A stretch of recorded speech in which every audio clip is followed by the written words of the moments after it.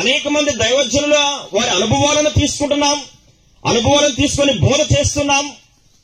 కానీ ఆ బోధన అనుసరించి జీవించే విషయంలో మనం తప్పిపోయే వారంగా చేపడుతున్నాం, నిలవబడలేని వారంగా చేపడుతున్నాం. మరలా నాకు ప్రసవ వేదన కలుగుచున్నది, మరలా నాకు బాధ కలుగుచున్నది. ప్రియులారా, మరి ఈరోజు ఈ వేదన మన జీవితంలో ఎంతవరకు ఉంది? ప్రార్థనా జీవితంలో ఎలాంటి వేదనతో మనం ప్రభు దగ్గరికి రాగలుగుతున్నాం? ఎలాంటి వేదనతో ప్రార్థించగలుగుతున్నాం? ఈరోజు మనం సేవించే దేవుడు ఎలాంటి దేవుడు అంటే కనికరమ కలిగిన దేవుడు. చెప్పండి, దేవుడు ఎలాంటి దేవుడు అంటే ఆయన కనికరమ కలిగిన దేవుడు. ఎవరు ఏడుపును కూడా, ఎవరి బాధను కూడా, ఎవరి కష్టాన్ని కూడా సహించలేని వాడు. హిజ్కియా విషయంలో ప్రభు అంటారు, నీవు కన్నీళ్లు విడిచిన నేను చెప్పండి చూచి తిని.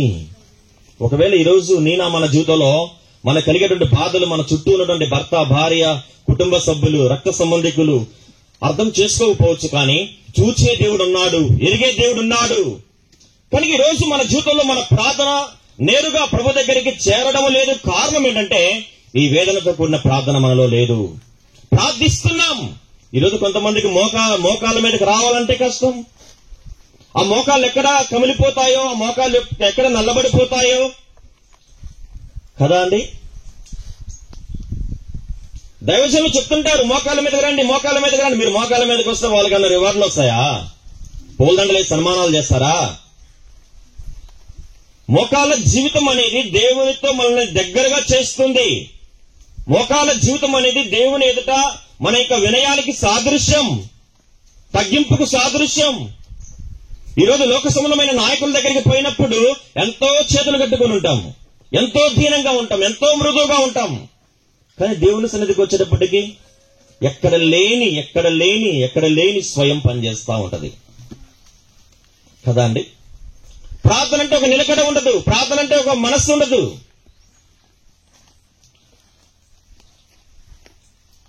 ఎక్కడ కష్టం, ఎక్కడ బాధ? ప్రియులారా, వేదనతో కూడిన ప్రార్థన నేను చేసే మనం చేసే ప్రార్థన అది 2 నిమిషాలు కావచ్చు, అర్ధగంట కావచ్చు, గంట కావచ్చు. వేదన లేకపోతే మాత్రం ప్రభు దగ్గరికి ఆ ప్రార్థన చేరదు. మోకాళ్ళ పైకొచ్చి మనల్ని మనం నియంత్రించుకుంటూ సజీవ యాగముగా ప్రభుకు సమర్పించుకుంటే తప్ప మన ప్రార్థన ప్రభు సన్నిధికి చేరదు. హన్నను గురించి మనం చూస్తాం, ఆత్మను కుమ్మరించుకునేను. చెప్పండి, ఆత్మ కుమ్మరి. ఎట్లా కుదురుతుంది అది? పేరుకు అర్థం వేదన. చెప్పండి, ఎబ్బేజే పేరుకు అర్థం ఏంటి? వేదన. ఎందుకు ఈయనకు వేదన అనే పేరు వచ్చింది అంటే అక్కడ రాయబడిన మాట ఏంటంటే, వేదన పడి ఇతన్ని కంటినని అతని తల్లి అతనికి ఎబ్బేజు అని పేరు పెట్టెను. ఏం పడిందంట ఆమె? వేదన పడి కంటినని చెప్పి అతనికి యబ్బేజు అనే పేరు పెట్టాను. పిల్లలు ఇక్కడ వేదన లేకుండా ఒక స్త్రీ ఒక బిడ్డకు జన్మనివ్వలేదు. ఆ వేదన తర్వాత ఆ బిడ్డను జన్మించిన తర్వాత ఆ తల్లికి సంతోషం అధికమవుతుందని. రెండోది ఆత్మీయంగా విశాలతలోనికి రావాలి. మూడోది ఆత్మీయమైన హస్తాల దగ్గరికి పోవాలి. నాలుగోది ఆత్మీయముగా ప్రతి విధమైన కీడుల నుండి పరిశుద్ధాత్మ అధికారంలో తప్పించబడుతూ రావాలి. ఈ 4 గంటల ఈ ప్రార్థన మనవులను బట్టి యబ్బేజు ప్రార్థన ప్రభువు ఆలకించాడు. అతడు మనవి చేసిన దాన్ని ఆలకించి వెంటనే జవాబు అనుగ్రహించుతూ వచ్చాడు. ఈ ఉదయకాల సమయంలో ప్రియమైన వలరా నీవు నేను మనము కూడా ఈ 4 గంటల అనుభవం ఒక వేదనతో కూడినటువంటి ప్రార్థన ద్వారా ప్రభు దగ్గరికి వెళ్లి ప్రభు సేవ చేయాలి. ఈ వేదన ద్వారా అనేకులను దైవ మార్గంలో తీసుకొచ్చేవారుగా చేయబడాలి. ఈరోజు అనేక మందిలో వేదన కోల్పోయిన పరిస్థితి, ఆ బాధ, ప్రభు కొరకైనటువంటి హింస, ప్రభు కొరకైనటువంటి శ్రమ పొందలేని పరిస్థితి ఈనాడు క్రైస్తవ జీవితంలో ఏర్పాటు చేయబడుతుంది. అనేక మంది దైవజనుల వారి అనుభవాలను తీసుకుంటున్నాం, అనుభవాలను తీసుకొని బోధ చేస్తున్నాం. కానీ ఆ బోధకి ముందుగా ఒక భయానకమైన ప్రసవ వేదన అనుభవించాడు. సర్వమానవాళి పాప పరిహారార్థమై ప్రాయశ్చిత్తముగా తను అర్పించుకుంటూ తన శరీరం అంతా కూడా చీల్చబడుతూ, నల్లగొట్టబడుతూ, బాధించబడుతూ, శారీరకంగా మానసికంగా అక్కడ నలిగిపోతూ వచ్చాడు. యెషయా గ్రంథం 53:10 ప్రకారం చూస్తే అతని నల్లగొట్టుటకు యెహోవాకు ఇష్టమాయెను. చెప్పండి, ఏం చెప్పబడ్డాడు ఆయన? నా పిల్లలారా, క్రీస్తు స్వరూపము మీ యందు ఏర్పడు వరకు మీ విషయమై మరలా నాకు ప్రసవ వేదన కలుగుచున్నది. చెప్పండి గట్టిగా, ఏ వేదన అండి? ప్రసవ వేదన. ఈరోజు ఇక్కడ దేవుని పిల్లలుగా ఆయన నామమున మనము కూడి ఈరోజు ఆయన సన్నిధిలో ఉన్నామంటే ప్రభువైన యేసుక్రీస్తు వారు ఆయనతో సహితము అనేక మంది దైవజనుల కన్నీటి ఉపవాస మీరే నాకు సహాయం చేయమని ప్రార్థన చేస్తున్నాను. ప్రభువా, నా యొక్క పతనమైనటువంటి జీవితమును క్షమించమని, నా యొక్క తండ్రి పొరపాట్లను, నా యొక్క పాపమును, నా యొక్క తండ్రి అవిధేయతను, గర్వమును, నా హృదయంలో ఉన్నటువంటి ప్రతి అంధకారము సంబంధమైనటువంటి ప్రతిదానిని, నీకు అయిష్టమైన ప్రతిదానిని తీసివేయమని ప్రార్థన చేస్తున్నాను. నిర్లక్ష్యం, అవిధేయతను తొలగించివేయమని ప్రార్థన చేస్తున్నాను. తండ్రి, కనికరించండి, నన్ను క్షమించండి. నీ రక్తంతో కడిగి పవిత్రపరిచి శుద్ధీకరించి నీ బిడ్డగా మరొక అవకాశమును ప్రభావం మరి నీ సన్నిధిలో నా హృదయం కుమ్మరించుకున్నట్లుగా దేవా, హన్నా వంటి ప్రార్థనా జీవితం నాకు దయచేయండి. యేసుక్రీస్తు ప్రభు ఏ రీతిలో గెత్సేమనే తోటలో వేదన పడి మరింత ఆతురంగా ప్రార్థన చేయగా చెమట దేవత నా చెమట రక్త బిందువులుగా మారినట్లుగా తను అంతగా వేదన పడుతూ వచ్చావు ప్రభా. పౌలు కూడా మా కొరకై ప్రసవ వేదన పడుతూ వచ్చాడు. క్రీస్తు స్వరూపం మీలో ఏర్పడినంత వరకు నాకు ప్రసవ వేదన కలుగుతున్నదని తండ్రి, ప్రసవ వేదనతో నేను ఈ లోకంలో అనేక మంది కొరకై దేవా, నశించిపోతున్న ఆత్మల కొరకై, నిన్నెరగని వారి కొరకై ఉంటుండే తండ్రి. రానైనా మీకు దాసులను బలపరుస్తూ రమ్మని ప్రార్థిస్తున్నాం తండ్రి, అభిషేకిస్తూ రమ్మని ప్రార్థిస్తున్నాం తండ్రి. 3 రోజులు ప్రత్యేక కోరికలు ఉంటుండగా అనేకులు సిద్ధపరుస్తూ రమ్మని ప్రార్థిస్తున్నాం. ఇక్కడ నుంచి బ్రాంచులు పంపుతున్నాం, మీ పరిచారకులు కూడా సిద్ధపరుస్తూ రమ్మని ప్రార్థిస్తున్నాం. గంటమయ ప్రభావం మీకే చెల్లిస్తూ రమ్మని ప్రార్థిస్తున్నాం. అన్ని బ్రాంచ్ దాసులను వారి పరిచర్యను కూడా ఆశీర్వాదకరంగా చేస్తూ రమ్మని ప్రార్థిస్తున్నాం. ఆర్ఎస్ఎస్, బీజేపీ, విశ్వ హిందూ పరిషత్, శివసేన వంటి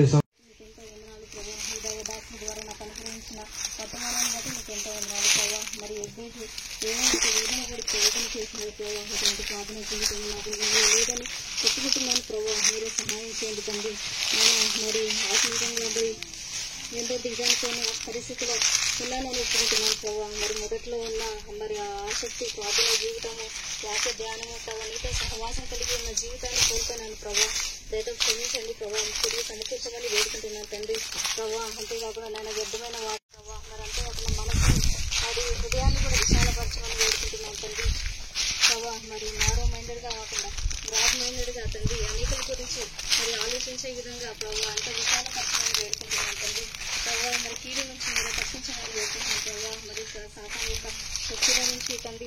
దాని యొక్క ప్రభావం నుంచి నన్ను కీడు నుంచి తప్పించమని వేడుకుంటున్నాను తండ్రి. అది ఎంత మాత్రమే ప్రభావ మాకు అనుగ్రహించిన రెహోబోత్ సంఘాన్ని బట్టి మీకు ఎంత వందనాలు ప్రభావ.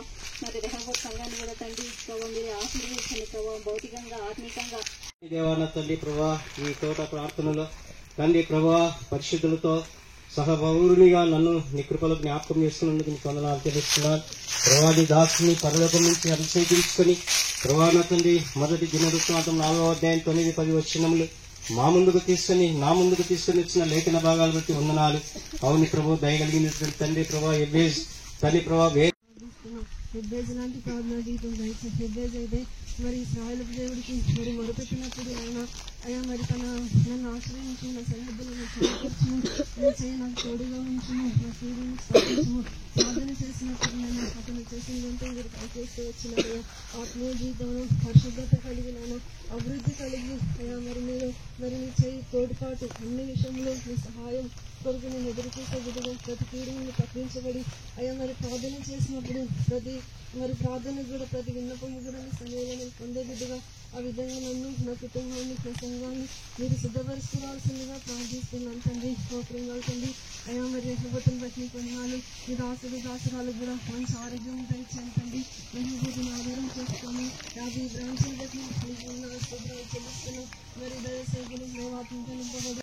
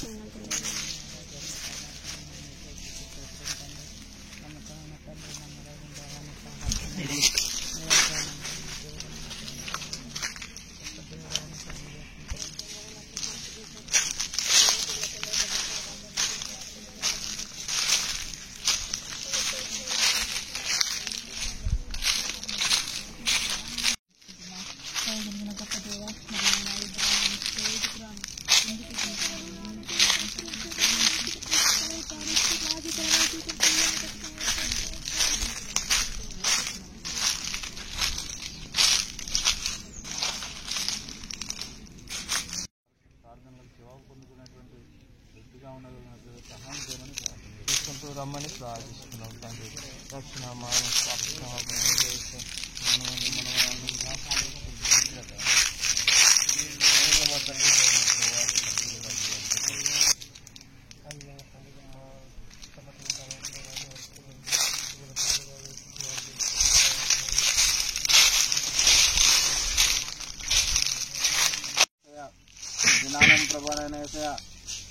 ప్రభావ తెలుసుకునే విషయంలో మీరే సాయం చేయండి.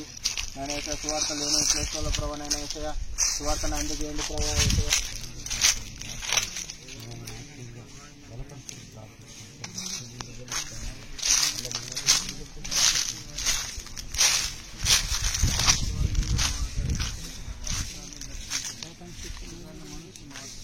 లేని వారిగా ఉంటున్నారు ప్రభావ. వారు దేవాన్ని మందిరాల్లో వచ్చి వారు నినాదాలు చేస్తున్నారు ప్రభావ. ఆరాధన చేసేటప్పుడు కలవరపరుస్తున్నారు వివాహాల్లోని మరి వారు వచ్చి కలవరపడుతున్నారు, ఎన్నో విషయాలుగా ఇబ్బంది పెడుతున్నారు.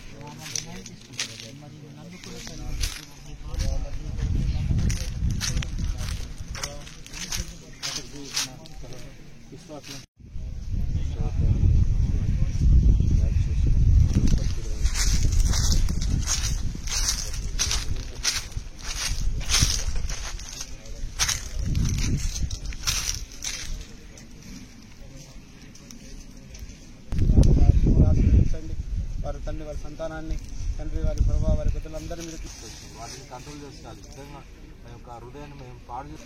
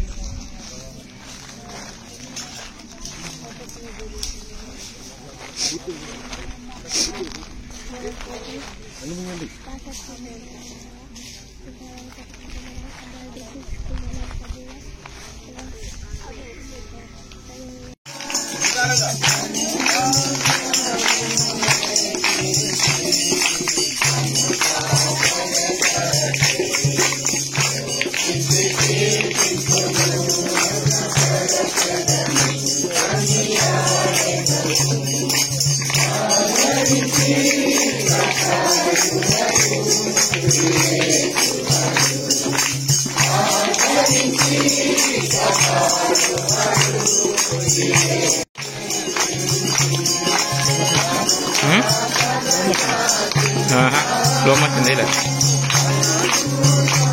నేను కనపడతానా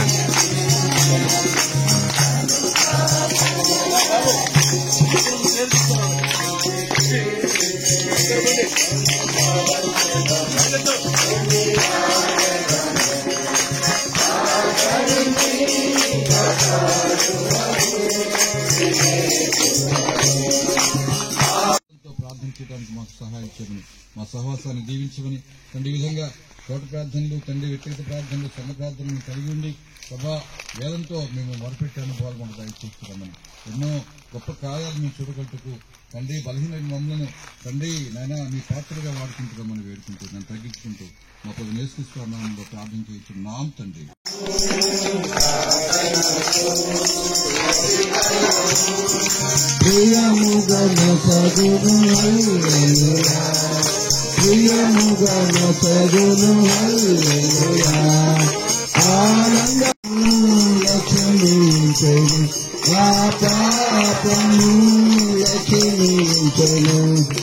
సర్వశక్తుడా నా సత్యదేవుడా, సర్వశక్తుడా నా సత్యదేవుడా, సర్వదా నిన్ను స్తుతింతును, సర్వదా నిన్ను స్మరింతును. ఇంతవరకు తోట ప్రాంతంలో సహాయపడిన యేసు ప్రభు వారికి, మనకు అనుగ్రహించిన దైవికమైన సహవాసం బట్టి యేసు ప్రభు వారికి జిందా ఖుదావన్ ప్రభు యేసు మసీహ్కి హల్లెలూయా.